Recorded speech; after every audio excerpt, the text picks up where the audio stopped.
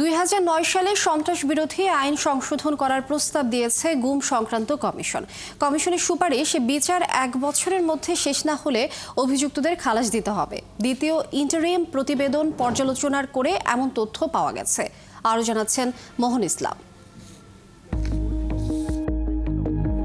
স্বৈরাচার শেখ হাসিনা সরকারের সময় কিছুদিন পরপরই গুমের অভিযোগ পাওয়া যেত, আর এর শিকার ব্যক্তিরা ছিলেন মূলত বিরোধী মত ও দলের নেতাকর্মী। গুমের পর অনেকেরই কোনো হদিস পাওয়া যায়নি, আবার কাউকে কাউকে অনেক পরে সন্ত্রাস বিরোধী আইনে মামলা দিয়ে আদালতে হাজির করা হতো। গুম কমিশনের প্রতিবেদন মতে তাদের বিচার বছরের পর বছর ঝুলে থাকতো। গুম সংক্রান্ত কমিশনের দ্বিতীয় অন্তর্বর্তী প্রতিবেদন বলছে, এই আইনটিকে ব্যবহার করে আওয়ামী লীগ কথিত জঙ্গি দমনের নামে রাজনৈতিক ক্ষমতা সুসংহত করেছে, আর বিশ্বমঞ্চে বাংলাদেশে জঙ্গি গোষ্ঠীর তৎপরতা রয়েছে এবং তাদের দমনে নিজেদের অপরিহার্যতা দেখানোর চেষ্টা করে শেখ হাসিনা সরকার। স্বৈরাচারের পতনের পর এমন গোপন বন্দিশালার ভয়ঙ্কর তথ্য, জঙ্গি দমনের কথিত গল্প, সন্ত্রাস বিরোধী আইনের অপব্যবহার সামনে আসা শুরু করে। গুম সংক্রান্ত কমিশন এই আইন নিয়ে কয়েকটি প্রস্তাবনা দিয়েছে। এতে বলা হয়েছে, অভিযোগ গঠনের পর থেকে 1 বছরের মধ্যে বিচার কাজ শেষ করতে হবে, আর সময় মতো তা শেষ না হলে ট্রাইব্যুনাল মামলার কার্যক্রম সমাপ্ত করে আসামিকে অভিযোগ থেকে অব্যাহতি দেবে।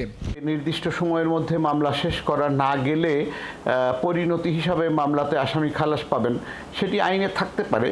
তবে একটা ছোট্ট জটিলতা হচ্ছে যে অনেক বড় বড় অপরাধ বা হিনিয়াস ক্রাইমের মামলা এইখানে করা হয় অনেক সময় সন্ত্রাস দমন ট্রাইব্যুনালে। সেক্ষেত্রে এই রকম মামলাগুলোর ক্ষেত্রেও যদি 1 বছরের এই ব্যারিয়ারের কারণে আসামি খালাস পেয়ে যায়, তাহলে সেটা ন্যায় বিচার বিঘ্নিত হওয়ার সম্ভাবনা থাকবে। কমিশন আরও বলছে, এখনও হাজার হাজার মিথ্যা সন্ত্রাস বিরোধী মামলা নিষ্পত্তি না হওয়ায় গুমের শিকার ব্যক্তিরা মারপেচে পড়ে আছে।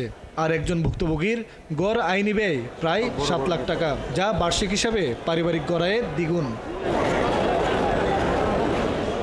কমিশনের প্রতিবেদন বলছে, 2009 সালের সন্ত্রাস বিরোধী আইনের অভিযুক্তদের কেউ কেউ জঙ্গি সংশ্লিষ্ট কাজে জড়িত থাকতে পারে। তাদের অপরাধ বিবেচনায় নিয়ে বিচার করতে হবে। এই আইনের মামলাগুলো দ্রুত সময়ে নিষ্পত্তিরও প্রস্তাব দিয়েছে গুম সংক্রান্ত কমিশন। মোহন ইসলাম, 71, ঢাকা।